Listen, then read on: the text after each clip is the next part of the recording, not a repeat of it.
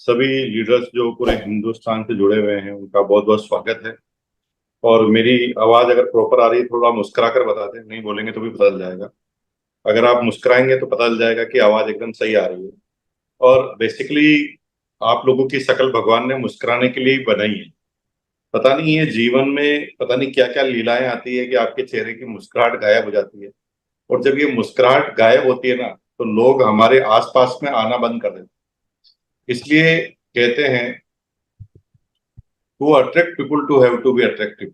अगर आप चाहते हैं कि आपके नजदीक अट्रैक्टिव लोग आए, तो सबसे पहले अट्रैक्टिव आपको होना पड़ेगा। तो एक बढ़िया सा जमकर मुस्कुराहट और स्माइल पास करें, ताकि हम अपनी बात को चालू करें। क्योंकि मेरे से ना मुर्दा आदमी से कभी बात नहीं, किसी भी मुर्दा आदमी से मैं कभी बात नहीं कर पाता हूँ। तो बस आप थोड़ा सा मुस्कुराइए। धीरे धीरे ही सही, हम सारी बात को आपके सामने रखेंगे। बस आप मुस्कुराते रहना, मुस्कुराते रहेंगे तो बात अपने आप चलती रहेगी आगे से।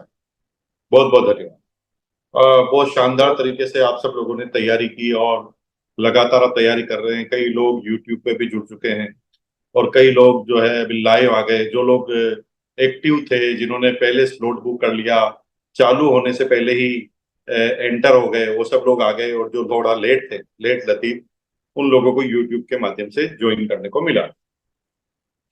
शानदार तरीके की बात आज हम करने वाले हैं। सबसे पहले, आज हम जिस बात को करने वाले हैं उस चीज को आप समझना बहुत बारीकी से। ये बिजनेस क्या है और क्या नहीं है, पहले इसे समझ लेना। अगर हम ये सोच रहे हैं कि टाई पहनकर, सूट पहनकर हम खड़े हो जाएंगे और ये बिजनेस चालू हो जाएगा, तो ये आपकी गलतफहमी। अगर आप सोच रहे हैं कि बोलना अगर मुझे आ गया और मैंने माइक पकड़ लिया और मैंने भाषणबाजी कर दी और मेरा बिजनेस चल जाएगा, तो ये आपकी गलतफहमी है। मैं सैकड़ों लोगों को जानता हूं जो बोलने में बहुत माहिर है, लेकिन बिजनेस में वो माहिर नहीं। और मैं कई ऐसे लोगों को भी जानता हूं जो बोलने में बिल्कुल माहिर नहीं है, लेकिन बिजनेस में इतने माहिर है कि धमाधम धमाधम उनकी पिनें बदल। अगर आप ये सोच रहे हैं कि बस चार आदमी को मैंने ज्वाइन करा दिया, अब चार आदमी को लेकर रोज मैं बातें करूंगा और मेरा बिजनेस हो जाएगा, अब ये चार लोग मेरे बिजनेस को बढ़ा लेंगे, तो फिर आपकी गलतफहमी। अगर आप ये सोचते हैं कि मैं रोज पिकअप सेंटर पर जब जाता हूँ और क्या करूं, तो फिर पिकअप सेंटर पर जा रहे हैं और आपका बिजनेस बढ़ जाएगा, तो ये आपकी गलतफहमी। अगर आप ये सोच रहे हैं कि जितनी भी जूम मीटिंग होती है आरसीएम की, सब तो मैं अटेंड करता हूँ, तो ये आरसीएम की मीटिंग अटेंड करने से आपका बिजनेस बढ़ने वाला नहीं है ना। इससे आपको ज्ञान प्राप्त हो सकता है, आपको एडवांस में कोई जानकारी प्राप्त हो सकती है, लेकिन बिजनेस इससे बढ़ जाएगा नहीं होगा। और आप अच्छी तरह से देख लें, जिन जिन लोगों का बिजनेस लगातार नहीं ग्रोथ कर रहा है, मैं जो कारण बता रहा हूं वही कारण सबके। पहला कारण, कल भी मैंने बात की थी और आज भी वही बात मैं करने जा रहा हूं। इस बिजनेस में फील्ड वर्किंग का कोई अल्टरनेट नहीं। अगर आप फील्ड में नहीं जा रहे हैं तो कोई अल्टरनेट नहीं। मोदी जी ने, राहुल जी ने, मनमोहन सिंह जी ने चाहे कितना भी काम किया हो, लेकिन उन्हें चुनाव में फील्ड में जाना ही पड़ता है। और रिजल्ट चुनाव से ही आते हैं, न कि आपने पहले कितने काम किए, लोग बाग आपको रिजल्ट दे देंगे। कोई नेता ये कहे कि मैंने तो बहुत अच्छे काम कर दिए, तो लोग मुझे अपने आप ही वोट दे देंगे, और वो एक भी दिन कैंपेनिंग में नहीं जाए, एक भी दिन कोई प्रचार प्रसार नहीं करे, तो उसका भी हारना बन जाता। इसलिए फील्ड का कोई अल्टरनेट है ही नहीं दुनिया में। अगर पब्लिक के बिजनेस में आप हैं, लोगों के बिजनेस में आप हैं, लोग जहां पर आपका प्रोडक्ट है, तो फिर वहां पर आपको उन लोगों के साथ इंटरेक्ट होना पड़ेगा, कनेक्ट होना पड़ेगा, फील्ड में जाना। अभी जिन जिन लोगों का बिजनेस स्थिर है या बढ़ नहीं रहा, तो वो क्या करते हैं, उनकी एक्टिविटीज में बता देता हूं। वो एक तो सुबह उठते ही सारी मीटिंग जितनी भी जूम की उनके पास लिंक आते हैं, सबको अटेंड करते हैं, और बहुत सीरियसली अटेंड करते हैं, और नोट्स भी बनाते हैं। ठीक है, पहला काम वो करते हैं। दूसरा काम वो करते हैं कि व्हाट्सएप ऑन करते हैं, जब जब भी मीटिंग नहीं होती है, व्हाट्सएप, मल्टीमीडिया, फेसबुक ऑन करते हैं, और वहां पर जितने भी मैसेज सिस्टम के द्वारा आए हुए हैं, अपनी टीम को फॉरवर्ड कर देते हैं। तीसरा काम क्या करते हैं, पिकअप सेंटर पे जाते हैं, और पिकअप सेंटर पर जाकर सबको जय आरसिम करके आ जाते हैं। चौथा काम क्या करते हैं, एरिया में जो भी सेमिनार होती है, वहां पर वो टाई और सूट पहनकर हमेशा एकदम रेडी रहते हैं, और ये काम करने वालों का बिजनेस नहीं बढ़ रहा। अगर ये सारे काम आप कर रहे हैं तो केवल इसके भरोसे आप हैं तो आपका बिजनेस नहीं बढ़ेगा। देन श्योर, अगर आप ऐसा कर रहे हैं तो तुरंत प्रभाव से इस काम के साथ एक काम और करना पड़ेगा, दैट इज फील्ड वर्किंग। और इसका कोई अल्टरनेट नहीं, कोई शॉर्टकट नहीं है। अगर इस बिजनेस में आपको डायमंड जाना है तो कोई शॉर्टकट अपना रहे हैं तो ये आपकी गलतफहमी। अगर आप ये सोच रहे हैं कि दो चार दूसरी कंपनी के ज्वाइन आदमियों को मैं ज्वाइन करा दूंगा या आरसीएम में किसी और व्यक्ति की टीम में काम करने वाले व्यक्ति को मैं गुमराह कर कर अपनी टीम में लेकर आ जाऊंगा और हमारा बिजनेस बढ़ जाएगा, तो ऐसे कई लोगों को मैं जानता हूं जो कई सालों से एक ही जगह पर पड़े हुए हैं और वो बिजनेस नहीं बढ़ा पा। इसका मतलब यह है कि फील्ड वर्किंग को हमें करना पड़ेगा। What is field working? Field working है क्या?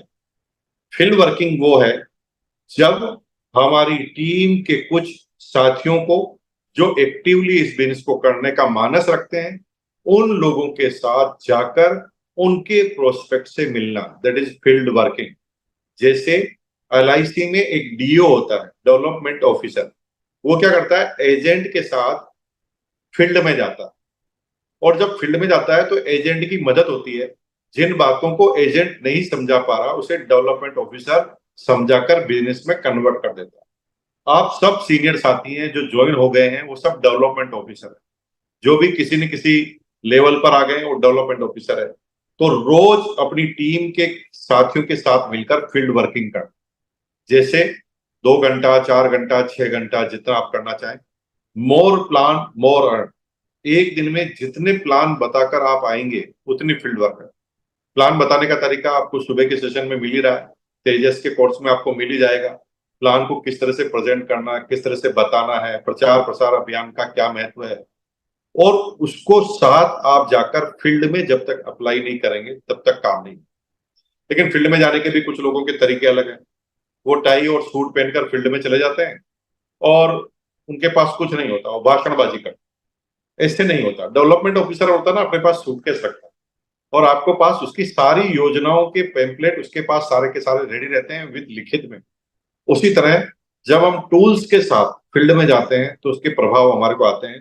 तो आज का सीखने का पॉइंट नंबर 1, कोई भी सफलता का शॉर्टकट नहीं है। सफलता का लॉन्ग कट ही सफलता का शॉर्टकट है।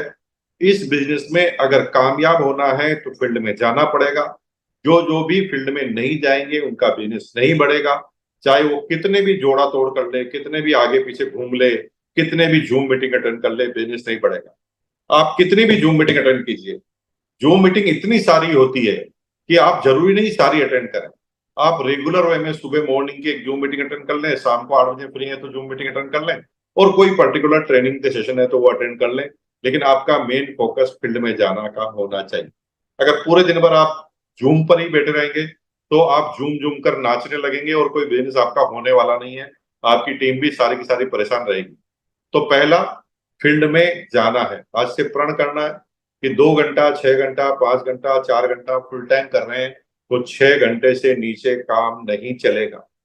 अगर आप फुल टाइम बिजनेस कर रहे हैं तो 6 घंटे तक आपको आपके फील्ड में रहना पड़ेगा और बाकी के 4 घंटों में आपको दूसरे काम, जिसमें मीटिंग भी हो गया, कोई फॉर्मेलिटीज के काम भी हो गए, घर के काम भी हो गए, वो सारे काम आपको करने पड़ेंगे। तो 6 घंटे तक फील्ड में जाना है। अब फील्ड में जाने का क्या तरीका है? 2 तरीके हैं।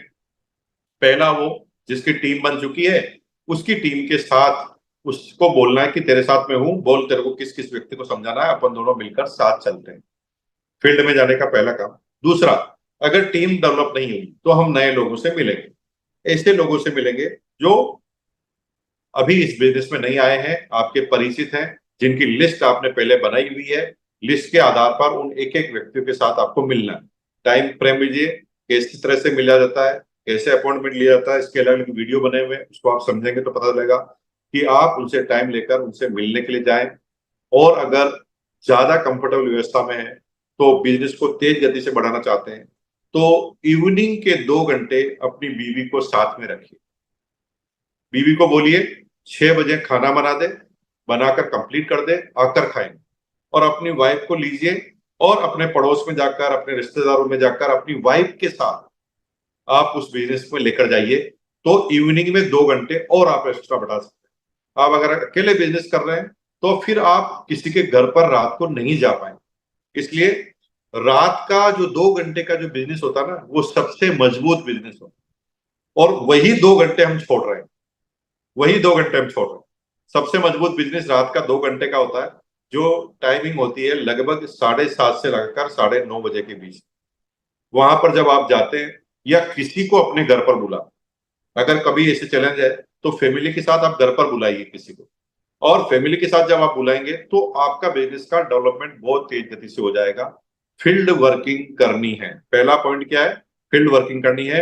अगर बात समझ में आ गई, बात को ऐसा कीजिए मेरी तरह, मैं सबको देख रहा हूं, अभी कुछ लोग नहीं कर रहे, ऐसे हाथ करना कंपलसरी है पूरा। हाँ, तो फील्ड वर्किंग हमें करनी है, 101% फील्ड वर्किंग करनी है। डिजिटल आप मत कीजिए, क्योंकि उसके लिए बार बार आपको स्क्रीन पर जाना पड़ेगा और बार बार ध्यान देना पड़ेगा स्क्रीन पर।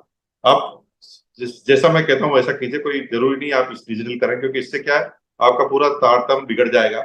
और बार बार आप मैसेज करना बंद कर दीजिए, इसमें जो भी आप लिख रहे हैं, कमेंट कर रहे हैं, बंद कर दीजिए, कोई जरूरत नहीं इन कमेंट्स की, क्योंकि आप सब लीडर हैं, आपके बारे में मुझे सब कुछ पता है, आप सब कुछ कर सकते हैं, और एवरीथिंग आपके अंदर सारा टैलेंट है, मैं जानता हूँ। तो ऐसा कुछ करने की जरूरत नहीं। तो सफलता का कोई शॉर्टकट नहीं, सफलता का लॉन्ग कट ही सफलता का शॉर्टकट है, और सफलता के अंदर फील्ड वर्किंग का ही योगदान होता है। जितना ज्यादा आप फील्ड वर्किंग करेंगे उतना आगे बढ़ेगा। मारवाड़ी में एक कहावत है, फर जो चर, इसका मतलब जो जितना ज्यादा घूमेगा, चारा उसी को उतना ही हाथ में आएगा, उतना ही खाना हाथ में आएगा। उसी तरह आप फील्ड में जितना निकल जाएंगे उतना आपका फायदा होगा। टीम के लोग भी आप जब ये करेंगे तो वो आपकी डुप्लीकेट करेंगे। जैसे एक आदमी को आपने ज्वाइन कराया और उसके साथ आपने 1-2 महीने तक फील्ड वर्किंग, 1-2 महीने फील्ड वर्किंग की ना, तो फिर उसकी टीम में जो जुड़ेगा ना, वो उसके साथ भी फील्ड वर्किंग करना चालू करेगा। जैसा आप कल्चर टीम में डेवलप करेंगे वही कल्चर डेवलप हो जाएगा। केवल जय आरसीएम करने से आरसीएम आपका चलने वाला नहीं, पहला पॉइंट।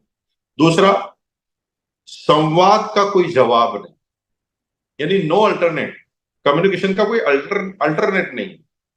कम्युनिकेशन आपको बनाए रखना पड़ेगा। कहाँ कहाँ बनाए रखना पड़ेगा? कम्युनिकेशन कंपनी के साथ बनाए रखना पड़ेगा, कम्युनिकेशन डाउनलाइन के साथ बनाए रखना पड़ेगा, कम्युनिकेशन अपलाइन के साथ बनाए रखना पड़ेगा, कम्युनिकेशन अपनी बीवी के साथ बनाए रखना पड़ेगा, कम्युनिकेशन परिवार के अन्य सदस्य रिश्तेदारों के साथ बनाए रखना पड़ेगा, कम्युनिकेशन आपको नए लोगों के साथ बनाए रखना पड़ेगा। अगर आप संवाद कायम रखेंगे, अगर आप बोलते रहेंगे, तो लोग आपसे जुड़ते रहेंगे। अगर आप चुप हो जाएंगे तो फिर कोई भी आपसे बात नहीं करेगा, क्योंकि वो आप चुप रहेंगे तो सामने वाला सोचेगा ये चुप क्यों है, ये अंदर क्या सोच रहा है, क्या ये मेरे से बात करना चाहता है कि नहीं करना चाहता, है ना। रिजर्व नेचर लोगों से लोग बात करना पसंद नहीं करते, लेकिन बवाल लोगों से भी बात करना नहीं पसंद। जब अननेसेसरी, जब हम बहुत ज्यादा बोलते हैं, बड़बड़ करते हैं, तो सामने वाले आदमी जो सभ्य होते हैं वो आपसे दूर जाते हैं। तो कई लोग इतने दीवाने होते हैं कि वो आरसीएम की बात करते करते इतने बड़बोले हो जाते हैं कि इतने दीवाने टाइप बात करना चालू कर देते हैं कि सामने वाला आदमी समझ भी रहता होता तो हाथ जोड़ देता है, यार ये तो पकाने वाला आदमी है, ये तो सिर खाने वाला आदमी। सिस्टेमेटिक बात कीजिए, टू द पॉइंट बात कीजिए, पढ़े लिखे लोगों की तरह बात कीजिए, गवार लोगों की तरह नहीं जाना, है ना। जब भी हम कुछ बोलें और सामने वाला कुछ हमारा विपरीत कुछ बोले, तो आपको सभ्यता के साथ मुस्कुरा कर बात करनी है। और क्या बोलना? एकदम सही कहा आपने, पहले मैं भी यही सोचता था, ऐसा बोलना। न कि उसे रगड़ा करना, रगड़ा। 90% लोग बोलेंगे आरसीएम और मत सुनो इसकी, तो बेकार है, पहले भी हमारी टीम में वो जुड़ा था, ये जुड़ा था, इसका पैसा लुट गया, ऐसे कोई भी वर्ड बोल देगा। अब उस समय आपने कहा तुम्हारा पैसा खाया क्या, आज इन तक किसका, ऐसा करोगे तो फिर प्रॉब्लम में बढ़ जाओगे, फिर क्रॉस क्वेश्चन चालू हो जाएंगे। तो आपको बिल्कुल पहले भी, सर मैं भी ऐसा ही सोचता था जब मैं इस बिजनेस में नहीं आया, सर आपके और मेरे विचार कितने मिलते हैं, है ना। यहाँ से आपको बात चालू करनी है और उसके बाद अपनी बात रखनी है। सर आरसीएम में मैं भी यही सोचता था, लेकिन जब मैंने थोड़ा समझा तो पता चला कि इसमें जाने का रास्ता ही नहीं है। और फिर उसे बताओ कि बताओ आरसीएम में जाने का क्या रास्ता है। ना आरसीएम में कोई इन्वेस्टमेंट आपको करना पड़ता है, ना आरसीएम आपसे कोई वादे करता है। जब आरसीएम ना वादे करता है, ना इन्वेस्ट करता है, ना उधार लेता है, ना उधार देता है, तो यहाँ पर जाने का रास्ता बना ही नहीं है। और जब जाने का रास्ता ही नहीं बना तो नुकसान हो नहीं सकता। तो कंपनी टेबल जब आप सबसे पहले संयम रखकर संवाद को कायम करते हैं, तो संवाद पर जिंदा है। नरेंद्र मोदी जी की, राहुल जी की बात आप सुन रहे हैं, इसलिए वो जिंदा है फील्ड में, इसलिए वो चुनाव लड़ रहे हैं। अगर वो चुप हो जाते तो मनमोहन सिंह जी चुप हो गए तो अब देखो, अब आउट हो गए ना फ्रेम में से, क्योंकि वो बोलते नहीं तो टीवी वाले उन्हें दिखाते नहीं, और टीवी वाले दिखाते नहीं तो लोग बाग उनको जानते नहीं। तो जो बोलता है उसी को तो लोग कैप्चर करते हैं। तो आपको संवाद कायम रखना है, चाहे कुछ भी हो जाए, अपनी अपलाइन से संवाद कायम रखना है। कई लोगों से आज भी मेरी एक मित्र से बात हुई थी, वो कह रहा सर मैं तो मेरी अपलाइन से बात नहीं करता, तो वो एकेडमी फंक्शन की लिस्ट में आपको दे दूं क्या? मैंने कहा आप दे देना, मेरे को कोई प्रॉब्लम नहीं है, लेकिन आप एक बहुत बड़ी समस्या में फंस रहे हैं, क्योंकि आप ऐसा बोलकर अपनी टीम के लोगों को डुप्लीकेट कर रहे हैं और तैयारी करवा रहे हैं कि एक दिन वो आपसे भी बात करना बंद। बाप बाप है। मेरे पिताजी की ताकत है और मेरे पिताजी का ये कहते हैं अधिकार है कि वो मुझे दो थप्पड़ मार, लेकिन मेरा अधिकार नहीं बनता दो थप्पड़ मारना। और जिस दिन रिवर्स में दो थप्पड़ मार दी, उस दिन आपको समाज से बाहर निकाल दिया जाएगा, पुलिस पकड़ कर ले जाएगी, और कोई भी बात आपकी सुनेगा ही नहीं, क्योंकि ये कल्चर नहीं है। इसलिए अपलाइन जो है, कई तरह के लोग अपलाइन होते हैं, मैं ये नहीं कह रहा हूं कि अपलाइन की कोई गलती नहीं, अपलाइन भी इंसान है, गलती करेगा, लेकिन बड़े लोगों की गलतियां माफ है। गलतियां बच्चों की माफ नहीं होती, बच्चों पे जूते पड़ते हैं। बड़े लोग गलतियां करते हैं तो उनकी माफ इसलिए होती है क्योंकि उनका अनुभव भी उन गलतियों के साथ जुड़ा है, उन्होंने कुछ न कुछ सोचकर वो काम किया रहता है। इसलिए अपलाइन के साथ संवाद कायम करना है। आप इस चीज की कल्पना मत करना कि अपलाइन मुझे एक दिन कॉल करेगी तब मैं बातचीत चालू करूंगा। ये आपका काम है, आप उन्हें कॉल करना है, आपको बात करनी है, और आपको संवाद कायम रखना है ना। जैसे अभी बहुत दिनों से बात नहीं कर रहे तो आज ही कॉल लगाना है। सर मैं कई दिनों से सोच रहा था आपसे बात करने का, और मैं जानना चाहता था आपकी तबीयत वगैरह ठीक है ना सर। और कुछ नहीं बोलना है तो रोज 7 दिन में, 2-4 दिन में एक बार कॉल कर दो, तबीयत पूछो। जब बातचीत चालू रहेगी ना तो अपलाइन को आपकी शक्ल याद रहेगी, आपका हुलिया याद रहेगा, आपकी एक्टिविटीज याद रहेगी, और अपलाइन के पास भी कोई मैसेज आएगा तो वो मैसेज फॉरवर्ड करना उसको याद रहेगा, क्योंकि रोज आप शक्ल दिखा रहे हैं, अटेंडेंस दे रहे हैं कि सर तबीयत ठीक है ना, तबीयत ठीक है ना, तबीयत ठीक है ना, तो उसे शक्ल याद रहेगी, वो भूलेगा नहीं कभी। तो अपलाइन के साथ संयात काम करना। डाउनलाइन, डाउनलाइन नटखट होती है, और कभी कभी हम डाउनलाइन के साथ भी संवाद करना बंद कर देते हैं, क्योंकि कई डाउनलाइन इतनी नटखट होती है कि हमारी बात मानना ही बंद कर देती है। अब थोड़ा इसको उल्टा लीजिए, आपका एक बच्चा है 12 साल का, वो आपकी बात नहीं मान रहा, तो क्या आपके पास क्या क्या ऑप्शन है, बता सकता हूँ? क्या ऑप्शन? आप घर से निकाल देंगे उसे? क्या कर सकते हैं? दो जूते ही मार सकते हैं और कुछ नहीं कर सकते। और जूते मारने से कभी कोई सुधरा है क्या, बताओ? कभी नहीं। जनरेशन गैप है, आप सीनियर हैं, आपका अनुभव है, वो नया आदमी, उसका अनुभव नहीं। अब वो किसी बात से कन्विंस नहीं, और कन्विंस नहीं होने की वजह से वो आपकी बात नहीं मान। आप कह रहे हैं कि ये सही है, वो कह रहा है ये गलत है।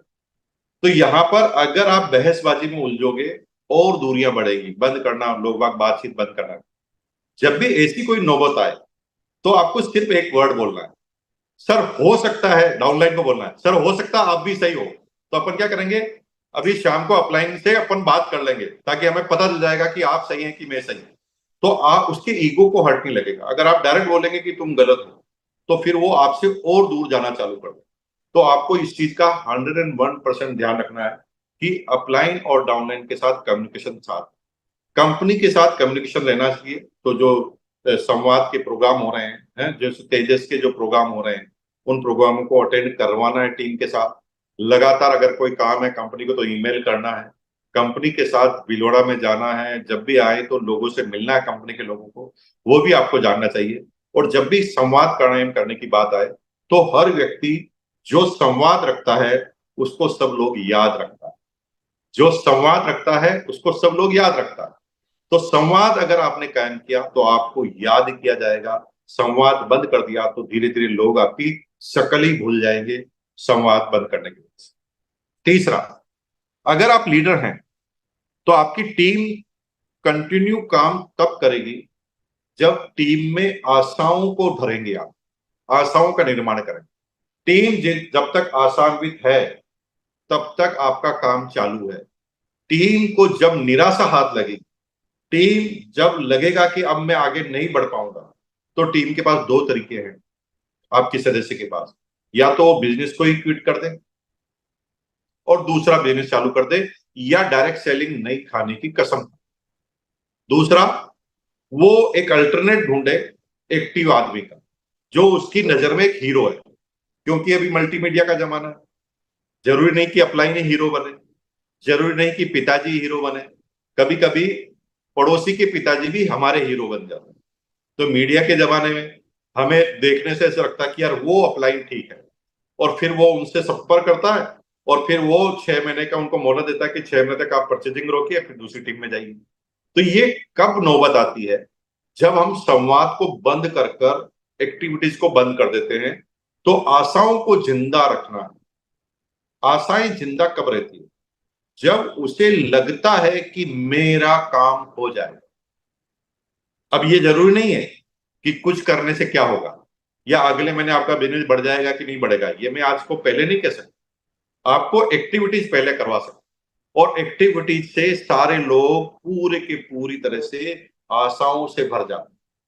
जब भी एनिवर्सरी आती है, हम आशाओं से भरे हुए रहते हैं, तब तैयारी करते हैं। आज अगर हम काउंसलिंग प्रोग्राम में आए, तो आशाओं से भर गए, अब तो मुकेश जी आ गए, अब तो कुछ न कुछ राज बता ही देंगे, है ना। आशाओं से भर गए, आप यहाँ पर मुस्कुरा कर बैठ गए। ठीक उसी तरह आपकी टीम में एक्टिविटीज अगर रही, तो लोग आशाओं को जिंदा रखेंगे।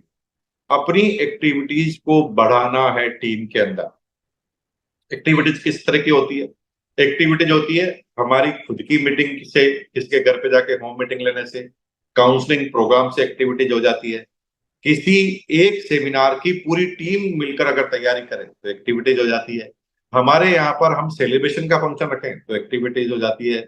हमने एक पिकनिक डिजाइन किया विद फैमिली, और पिकनिक के साथ हमने काउंसलिंग कर ली विद फैमिली वहां पर, है ना, तो एक्टिविटीज हो जाती है। तो जब हम एक्टिविटीज को करते रहते हैं, तो टीम की आशाओं को जिंदा रहने का बल मिलता है, और टीम की आशाएं जिंदा रहती है एक्टिविटीज करने से।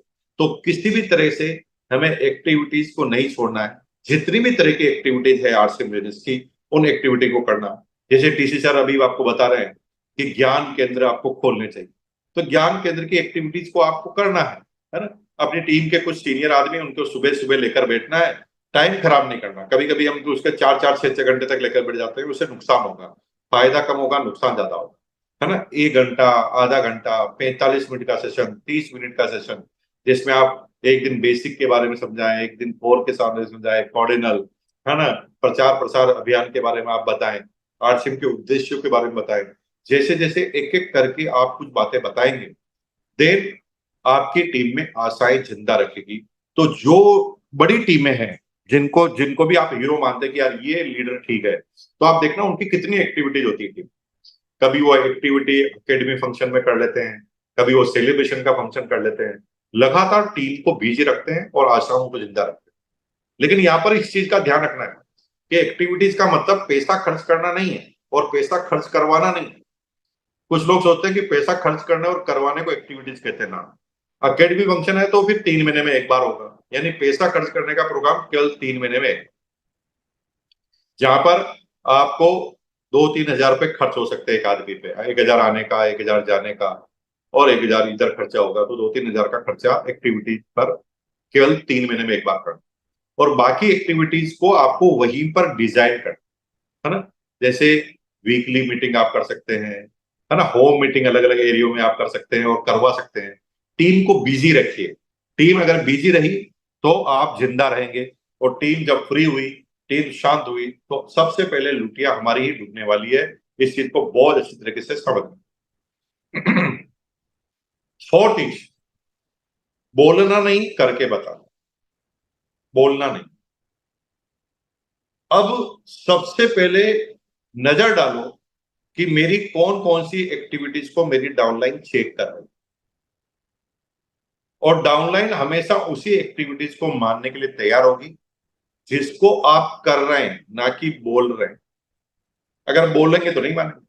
अगर आप ये कहेंगे डायमंड क्लब करो, तो वो भी आगे बोल देंगे डायमंड क्लब करो, क्योंकि करने की कॉपी कर रहा है। आप जो कर रहे हैं ना उसकी कॉपी कर रहा है। आप कह रहे डायमंड क्लब करो, वो भी नीचे के कह रहा डायमंड क्लब करो, उसके नीचे वाला भी कह रहा डायमंड क्लब करो, उसके नीचे वाला भी कह रहा डायमंड क्लब करो। सब डायमंड क्लब करो बोल रहे हैं, लेकिन डायमंड क्लब कर कोई नहीं। हर चीज आपसे शुरू हो। अगर ड्रेस कोड के बारे में आप बात कर रहे हैं तो सबसे पहले आपका ड्रेस कोड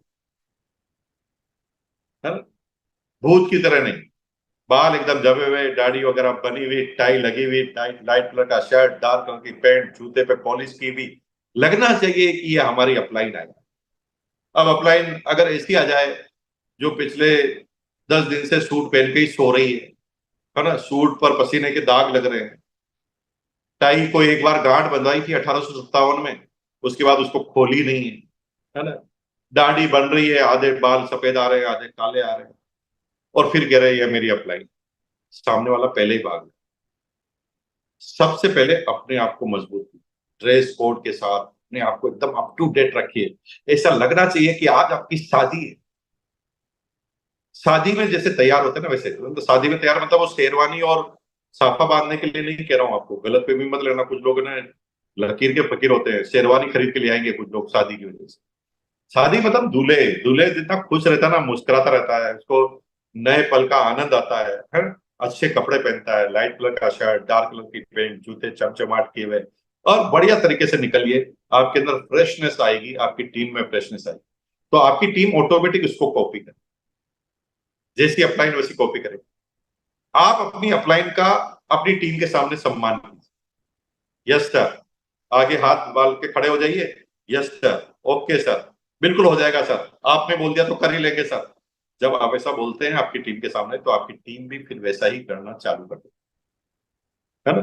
तो आपको करके दिखाना। डायमंड क्लब की बात अगर करते हैं तो 1 से 5 तारीख के बीच में डायमंड क्लब का बिल बनाकर डालना है, न कि बोलना है मेरा हो गया आपका काम, डालना। और जब आप इसकी एक्टिविटीज करते हैं, जैसे अभी बॉम्बे का एक ग्रुप है उदय जी का, उन्होंने एक एक्टिविटीज की, सब लोग एकेडमी फंक्शन का टिकट बुक करके उस पर डालेंगे। तो मैं आज उसके ग्रुप जनरल में ग्रुप को देखता नहीं, आज ग्रुप को देख रहा था, यार क्या टिकट डले हुए, सब अपने टिकट डाल के, मतलब कंपटीशन चालू हो गया टिकट का, ये मेरा हो गया आपका काम, ये मेरा भी टिकट हो गया, मेरे 10 आदमी की टिकट, ये टिकट आपको भेज दिया। और लोग लिख रहे हैं अरे अभी क्या 29 सीटें ही खाली है मुंबई से, भर लो नहीं तो ये भी चले जाएगी। तो जब हम एक्टिविटीज करते हैं, हिलाते हैं लोगों को, तो लोगों में चार्जिंग आती है। लोगों को ऐसा लीडर ढक्कन टाइप पसंद नहीं। अगर हम ढक्कन टाइप हैं, उदासीन हैं, तो फिर टीम आपको छोड़कर भाग जाए। लीडर बनना है, एकदम ताजगी भरे माहौल में बुलंद आवाज से किसी बात को करनी है ना, और पॉजिटिव बात अगर ऐसा करनी है। नेगेटिव करनी है तो कब, जब अपलाइन अकेले में खड़ी हो तब आप नेगेटिव कीजिए, और बाकी आपको हमेशा पॉजिटिव बात करनी है। टीम में वैसा ही माहौल आपका बन जाएगा। बहुत बहुत धन्यवाद कि आपने इतना सिंसियरनेस के साथ मुझे आपने सुना, और यही सिंसियरनेस आपको एक दिन बहुत टॉप पर ले जाएगी। Wish you best of luck. बहुत बहुत धन्यवाद।